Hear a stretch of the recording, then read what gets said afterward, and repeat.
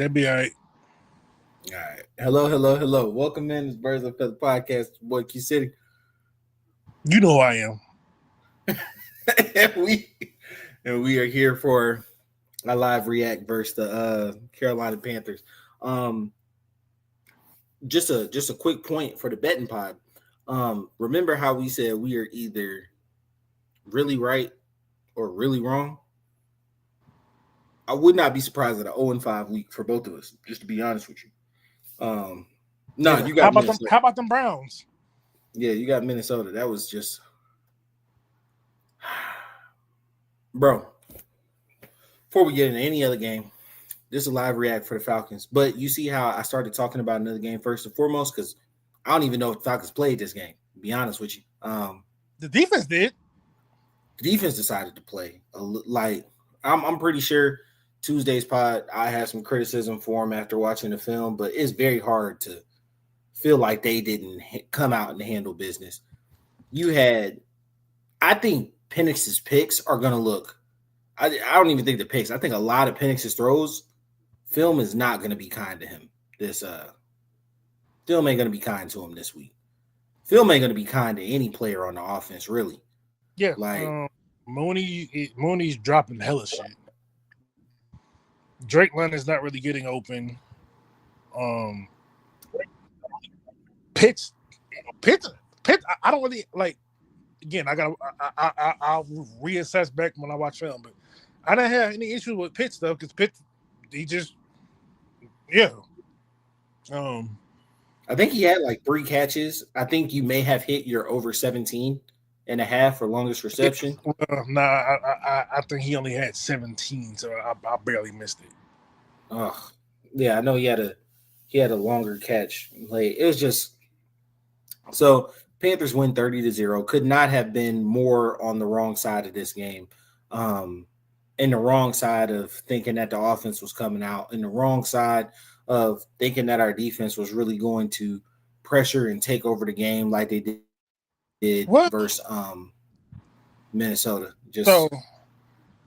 I'm just gonna call it how it is. Like, the Carolina came up with a good game plan for our defense. They didn't hold the ball. They didn't allow it. Like, they decided to operate in a quick pass offense, because the best way to nullify a pass rush is to get the ball out of your hands quickly, and they did that. And in the few times where they didn't get out quickly, Bryce Young was able to evade pressure to either get a first down, save a sack, or score a touchdown. And I think the other part that has to do with it is that you don't have to switch up your game plan at all when there is no pressure on you from the opposing offense to score, right? So, like, Carolina went through a pretty big lull in terms of, not being able to. It wasn't a whole bunch of 3 and outs, but it's not like they were zooming up and down the field, right? No. They were in field goal range, but just that's because of like some bad conversions by our offense, and we'll get to special teams in a minute here. But like, you have no reason to not do 3 yards in a cloud of dust, short, quick passing game, live with a field goal if there is literally nothing coming from the other side of the field. In fact, Carolina's been on the other side of this multiple times, right? Like, literally the first 2 weeks of the season, Carolina was on the other side of this, where teams jumped out to a big lead and then got ultra conservative with the rest of their play calling, with the rest of their game calling, because why? Like, you're not scoring. Yeah. And it was depressing. It was a hard game to watch. I did stay for the whole thing. I was watching it with Orange, actually, for any long-time listeners. Yes, Orange is still around and kicking. I was watching it with him, and he was like, oh, they're just trying to pour salt in the wound when they went for it on 4th down. And I was like, no, I don't think it's salt in the wound. I think it's more so, if I don't get it, your offense hasn't done. You're at the 1. You haven't done anything all day. Like, you know what I'm saying? So, like, we saw Kirk today. I know you were like, you didn't expect to see him. For me, it's very similar to Raheem last year in Denver, when we first saw Penix, where it was like, this game's over. It's no reason to leave your guys out there. Just go ahead. I understand that, but the thing is like the first time they only pulled him. They kept everyone else out there. Yeah, Drake, for that first series. But that second series is everybody's gone. But my thing is, if you know you have a young quarterback, get him more reps. Why pull him up with 10 minutes after the game? Get him some reps. Get some 10 minutes in the game, but let him try to work through his issues. He's a young quarterback. Like, I think both of his picks were bad. I love Penix. Been super excited about him. Both of them were bad. Yeah, I mean, the thing about this, about the NFL, every quarterback's gonna have a bad game at some point. Yeah, no one escapes it. And I think previously in the past, it was his picks were not on him. Both of his today were squarely on him. The no look pick six was crazy work. But that wasn't the only pass where it felt like he was. I think Penix has a lot of trust in his receivers being where they're supposed to be, and that gets you a lot of those quote unquote late looking throws. People say it's no look. It's not a no look. It's just like he understands the offense and where people are supposed to be. He thinks they're supposed to be somewhere, and they're not on the same page. Like there was one. Was it Mooney? It might not have been Mooney. It might have been Drake. Where on the left side, he cut in for a curl to sit in the soft spot of the zone. Penix threw it toward the sideline. That was Ray. That was Ray. Yeah, it was just like. No, so that is because we weren't option routes, and they weren't on the same page on that particular route. Penix was expecting him to cut out or sit, and Ray ran in. And to me, that's like, why are we not seeing the same thing, right? Like, that's not a blind throw. That's a more so like, I understand what's open. Why do you not understand what's open? You know what I'm saying? Type of deal. And that's just not on the same page. And who's to say either one was right? Because like Ray may have sat down in that zone saying like, hey, this is the open spot that's going to keep me safe. You know, Carolina did a good job speeding up Penix today, which is, I can't say it's irregular because they held last week, Arizona, they held to like a low rushing total that their secondary was getting cooked. We couldn't take advantage of their secondary today, not in a meaningful way. But I really want to get to the third phase of the game. If you'll humor me for a minute. I think we cursed it because we came on here letting go of Koo, talking about we found our kicker. 2 field goals missed. That's first and foremost.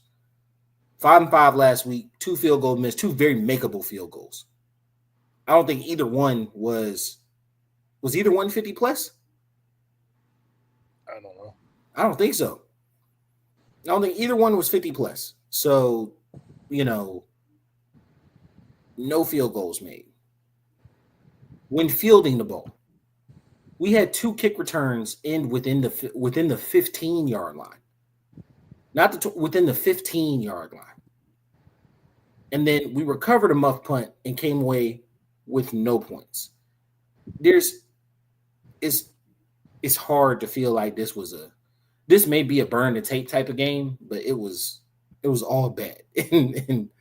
and all, I will say, in all 3 phases. Yeah, he missed a 55-yarder. It was 55? Yeah.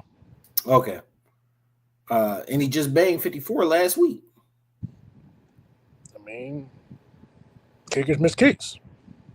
Wow. Yeah. No kicker in the history of the game ever made all of them. And just, it was deflating. It was deflating. That first one, it was deflating. Raheem's face after the second one was crazy. Like, you can see him on the sideline.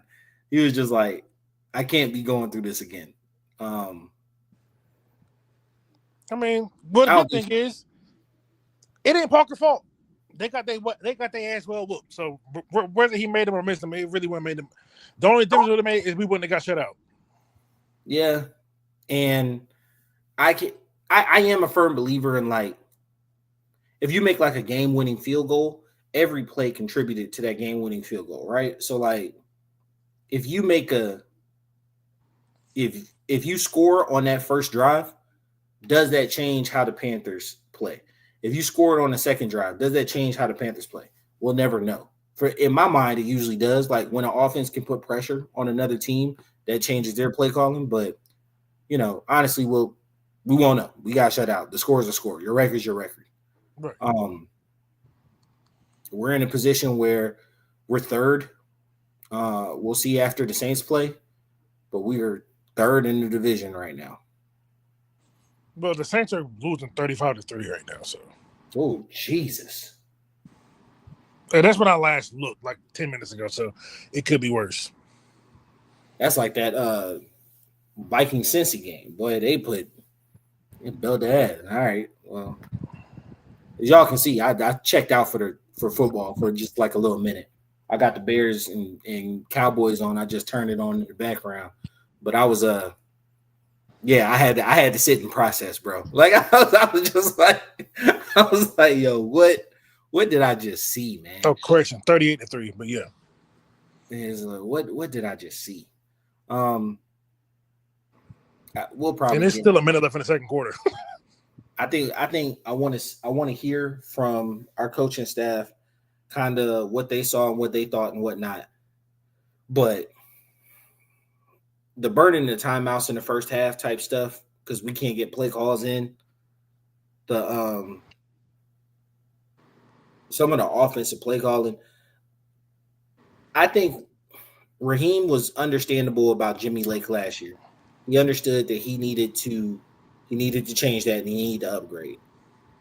I'm not calling for Zach Robinson's job, but I am saying through 3 weeks, this is not the best look for him right now.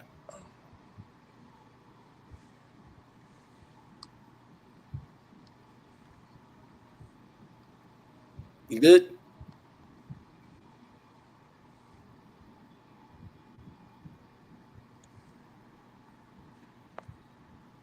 Make sure he ain't got no technical difficulties. I think he's going in and out. Okay, there we go. We're moving again. You good? Good? Can you hear? I don't know if Taj can hear or see. Yeah, all right. He's probably going to drop and come back.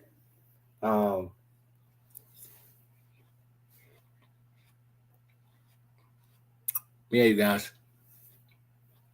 It ain't a good look. It ain't a good look. It ain't what I, wanted to see. It ain't what. Honestly, I don't think anybody called this game. Vegas had the Falcons 8 points better than Carolina. You know what I'm saying? So it ain't crazy to me to think, hey, this is going to be a game where we can really let things loose and get to know our offense. If you would have told me before kickoff that Penix was benched with 10 minutes left in the fourth, I would have called you crazy. Or I would have thought the score was our way, 30-10 or 30-0. All right. You can hear? You good? Yeah. You bet? Yeah.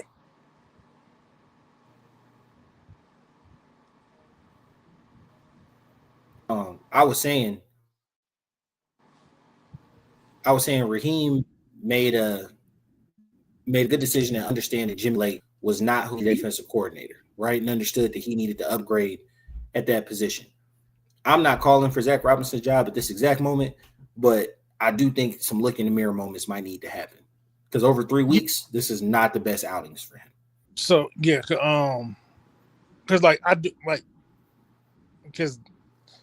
I'm not excusing Penix at all, but Zach Robinson is not really doing him any favors by getting the play calls in late so consistently. There's no reason why most of the time we're getting to the line with 10 seconds left, and then all the plays call for motions. So like Penix don't have any time to see what's going on with the defense, or even check out of something bad. Exactly. And one of the things that people raved about was his ability to command the huddle, command the line, and decipher quickly. Right. and then like medium and deep accuracy. Those were his like, oh, we love these traits about you. You're negating like 3 of those by him walking to the line at 12 seconds. Right. Because it's like the thing that pissed me off today was they called a timeout because they couldn't get the play in, and then they still had to take a penalty. Delay again. Because they couldn't get the play. Like, yeah, that's ridiculous.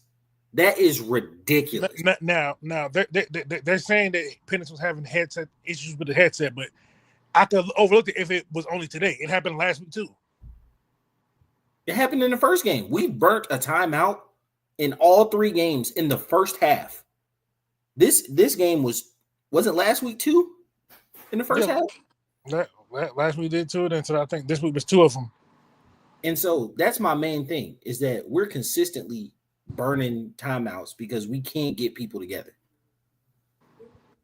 Just like, I mean, in the offense, it's a combination of a couple of things. Because, like, first and foremost, the offense didn't execute, but Zach Robinson also didn't put them in the best position to execute. However, I like Ray, but we need another receiver. I saw Sills come in late. No, but no, we need a legit receiver. No. I'm saying I saw Sills come in late. I didn't see Casey today. Casey didn't dress because he got a concussion still. Didn't see, and we haven't brought nobody up to my knowledge. So, like, I don't know if the answer is on the roster. It's not. It might be Casey, but I don't. I think we need. I think we need something else. Yeah, it could. If very well could be Casey. If very well could be, but I need something more. Because I'm not gonna lie, Mooney had a pretty bad day as well today. Yeah, like, you can't drop the ball. And it just overall, I don't think that Penix is having Penix. Every quarterback missed throws. So like, people stop with the this is a Penix issue. No quarterback has never not missed a throw. It happens. It's part of the position. You're going to miss. It's the human element of it. Now, Penix had his misses today, but he also had some stuff that should have been caught. Miscommunications. Yeah. So it's like, as bad as Penix did play, it wasn't all on him. It wasn't. I wouldn't say it's all on any one person. I think Bijan kind of did it today. And people talk about you're abandoning the run. Bro, you were down 20-0. Like, you cannot run the ball at that point in time. They honestly could have run the ball more than they did. A little earlier, yeah. But once you get to a certain point, you can't keep running the ball. Just is what it is. Just like, I feel like Zach Robinson's feel for the game is off sometimes, and it's easy to say that when like execution things happen, but like sometimes it's like you're running away from things that just worked. Like Bijan had 13 carries for 72 yards. Yeah, I was about to say Bijan was getting the yards today. He was Bijan put up his 3rd consecutive total yards of 100 yards game. Yeah, he was moving out there. I think the thing that killed that motion was the non-converting on 4th downs was tough. Do I think so? One of them was like later in the game where you just automatically said like, hey, every down is 4-down territory. The other one was a sidearm that Mooney just couldn't get up under. Not Mooney, Ray couldn't get under, hit the ground. And then you didn't convert on 2 field goals, right? So like all those combined leads to being like, hey, we can't. I know it sounds secondary, but like we can't run the ball because like we got to pass it. We got to be super aggressive on the early downs, like all that type stuff. And I understand that from a play caller's mentality, but like when the game is still 13-0, you know what I'm saying? Like, don't run into that just yet. You know what I'm saying? Like, keep running the ball, keep plugging away. Carolina possessed the ball for a pretty decent amount of time today. They had a bunch of chipping away drives, but they weren't. You want to know something funny about all this? Bryce Young only had 211 yards or something like that. No, he had 110 yards. He was at 177. They had 220 of total offense. Who am I thinking of at 210 yards? No one had 210. They had 210 yards of offense total. No, I'm thinking of another game. I was watching all the games, so I'm thinking of another game. Yeah, Bryce Young, because we outgained them by 110 yards. Yeah, Bryce didn't have no monster day. Time of possession, we had that. Like, if you look at the box score, look, we had more first downs. People, they converted on third downs. They were 3 for 11 on third down. The defense did the job. It's just short fields. The offense completely stunk it up. Yeah. Those short fields will do it to you every time. Look, we had 11 drives. They only had 9 drives. And they scored. They averaged more yards per play. We had more passing yards. So what? They had 11 drives. They scored 2 touchdowns. No, we had 11 drives. They had 9. No, okay. So they had 9 drives. They scored 2 touchdowns, 3 field goals. Something like that, yeah. 2 touchdowns, 3 field goals, and then a pick 6. Yeah. Okay. Okay. No, never mind. Time they out of this by 3 minutes. It was 2:08. It was 28 minutes to 31 minutes and 58 seconds. Yeah. So 4 minutes, basically, yeah. But penalties, they had 6 penalties for 55 yards. We had 3 for 23. It wasn't penalties this time. It was just execution. Yeah, my thing is, like, if you see the score is 30-0, then they got the ad beat. But if you watch the game, it was just like, it wasn't like Carolina was like, it wasn't like they were dominating us. It's just the offense can get shit going. Yeah. Because they only had 15 total first downs. We had 17. I think there's a good story in here, and like I said, I don't think film session gonna be kind to anybody. It's not, but I felt, because this is honestly how I feel, right? I feel like the defense came ready to work. I feel like the offense came, we're gonna get right on Carolina. They probably thinking the same thing me and you was thinking yesterday. Mm-hmm. It's gonna be a get right game. We gonna come and we gonna do this, and they laid flat on their fucking back and got fucked. Yo, I told him, I said, yo, giving it up like a drunk girl at a frat party, bro. I said, yo, this is crazy right now. Wet blunt at a party. I'm touching passing around, bro. Like, it was so disappointing, bro. I think that's the part. Is that, like, I allowed myself to believe. And that's a me issue. That's a me problem. That's not y'all. Y'all been the Falcons as long as y'all been the Falcons, right? I allowed myself to believe that we had a decent offense and an outstanding defense. And, like, you proved to me that is completely wrong. Baker, yet again, led another fourth quarter late drive comeback for a win, right? So that's 3 in a row. We lost to our division rival, and the Saints are dookie water. So, like, hey, look, this ain't division based. But look, I ain't even mad about how the Rams lost. That was crazy. That was crazy, bro. The place exploded when that happened, bro. Not only did he block the kick, but he scored off it too. And then the Jets kicker, the Jets guy did the same exact thing like 2 minutes later. Will McDonald for the Jets did the same exact thing like 2 minutes later, and then like blocked it and scored. And then who was it?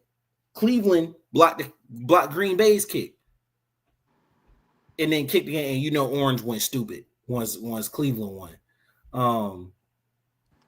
But yeah, just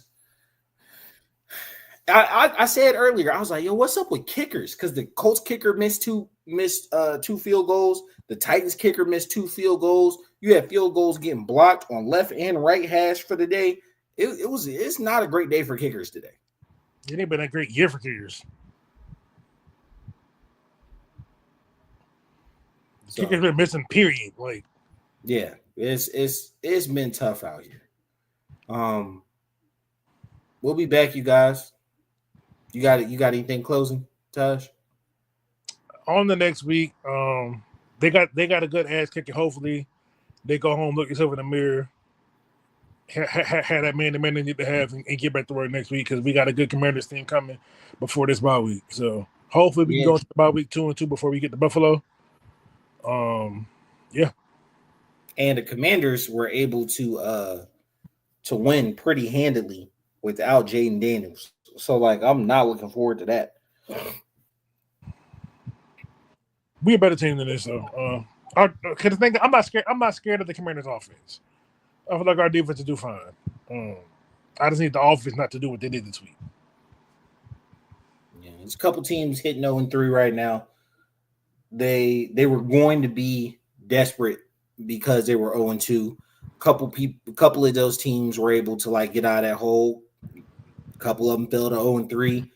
You know, we got to stop there's no bleeding going on per se, but like we don't want to have a losing streak going into the bye week and then a real tough opponent coming out of it.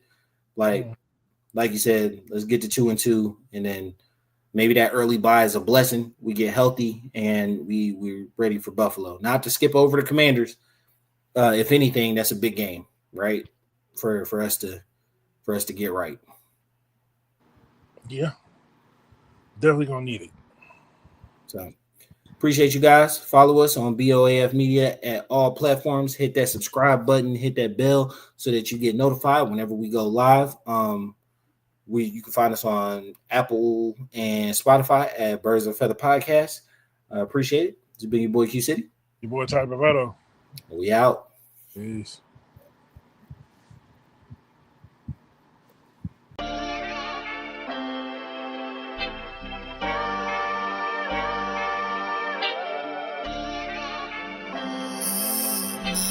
I like this one.